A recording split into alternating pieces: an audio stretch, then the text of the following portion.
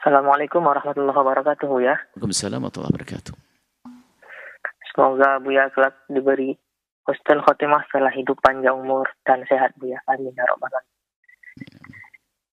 Jika diizinkan ada 3 poin pertanyaan, Buya. Yang pertama terkait sholat berjamaah. Saya pernah dengar ketika di kampung halaman ada salah satu ustadz dalam tausiahnya, beliau dengan tegas menghimbau kepada jamaah barang siapa yang sholat jamaah tanpa penutup kepala atau dimaksud peci, maka sholat yang saf yang di sebelahnya itu tak mendapatkan pahala berjamaah, Buya. Sehingga banyak yang orang berprotes kontroversi, Buya.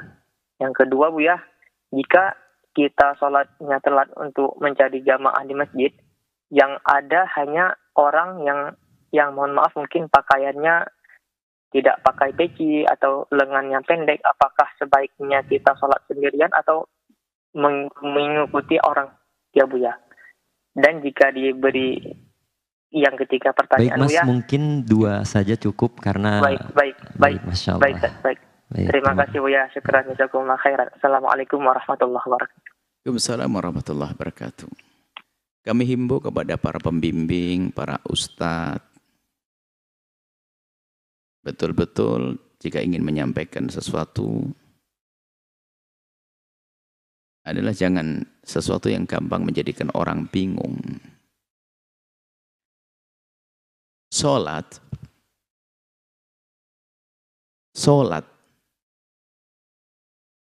cukup Anda pakai kolor, yang penting menutup pusat dan lutut itu sudah sah. Yang repot orang tidak sholat. Biarpun Anda sholat ke masjid pakai kolor ya aneh, tapi sah. Dan berjamaah mendapatkan pahala. Apalagi memang Anda tidak punya baju. Adapun bab kesempurnaan, hendaknya khudzu zinatakum inda kulli masjidin. Ulama menjelaskan makna daripada firman Allah tersebut, hendaknya kalau kita ke masjid itu menyempurnakan dandanan baju kita. Sebisa mungkin ada sesuatu yang ada di pundak kita, namanya rida. Kemudian di atas kepala kita, kopiah. Itu imbauan dan anjuran. Kemudian jika ada orang sholat tidak pakai kopiah, sholatnya sah. Berjamaahnya mendapatkan keutamaan. Keutamaannya full. Cuman dia tidak mendapatkan pahala menutup kepala. Itu saja. Jangan sampai kita ini, Masya Allah, jangan gampang menjadikan orang takut ibadah. Dari mana? Sampai orang tidak pakai kopiah, tidak mendapatkan pahala jamaah. Bahkan kadang pun Anda sholat nggak usah pakai jamaah. Karena Anda melakukan ibadah yang nggak usah pakai kopiah. Kadang Anda sholat berjamaah berkali-kali harus tidak pakai kopiah. Karena apa? Anda harus melakukan kewajiban yang lain. Semoga Anda bisa haji dan umrah.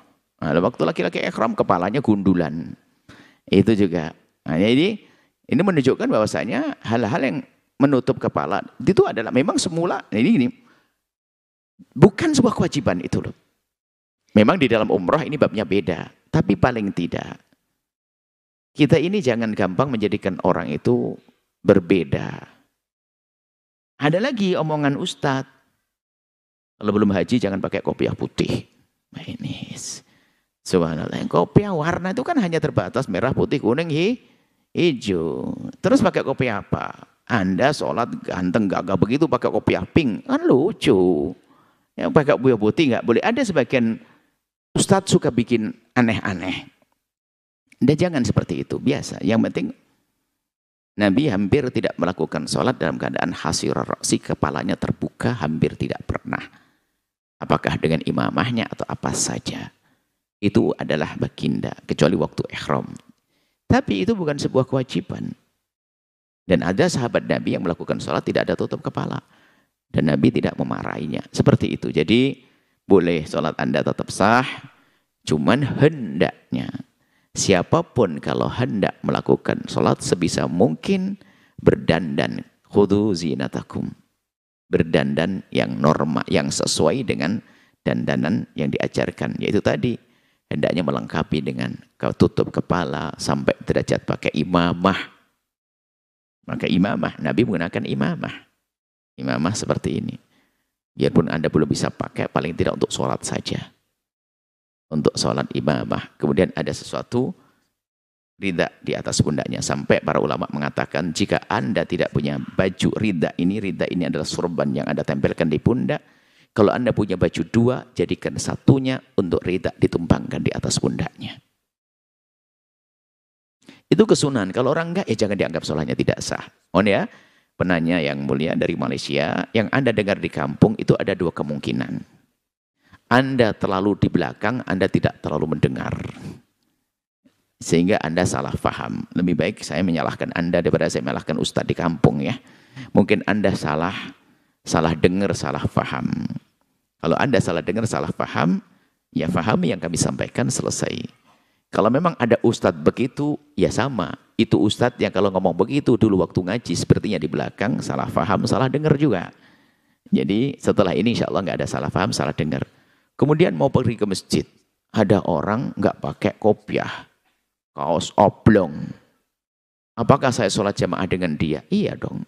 Masa sholat sendiri? Dari mana sholat kaos oblong menjadikan sholat tidak sah? Ini kan. Nah, sholat kaos itu selalu oblong dari dulu. Nggak ada kaos berkerah. Itu hampir sedikit kaos berkerah. Namanya kaos ya oblong. Tidak, maksudnya sederhana. Yang terpenting adalah bagaimana menutup aurat antara pusat dengan lutut bagi kaum pria. Adapun kesempurnaannya adalah adab. Anda ke kantor saja pakai dasi, jas, dengan necis begitu, masa menghadap kepada Allah dengan pakai baju asal-asalan, malu dong kepada Allah. Sehingga sebagian para kekasih Allah itu memilih baju terbaiknya, menggunakan minyak wanginya untuk melakukan sholat. Karena dia menghadap kepada Allah Subhanahu wa ta'ala seperti itu. Kemudian Anda pun, kemudian yang terakhir, jika Anda menemukan ada ustadz-ustadz semacam itu, ya yang lembut dong ingatkannya. Jangan membodoh-bodohkan mereka. Kadang-kadang sebagai anak muda, kadang-kadang terlalu bersemangat, langsung habis itu mengirim surat, ustadz itu salah. Wah, Anda bikin ribet juga. Jadi semuanya harus serba indah.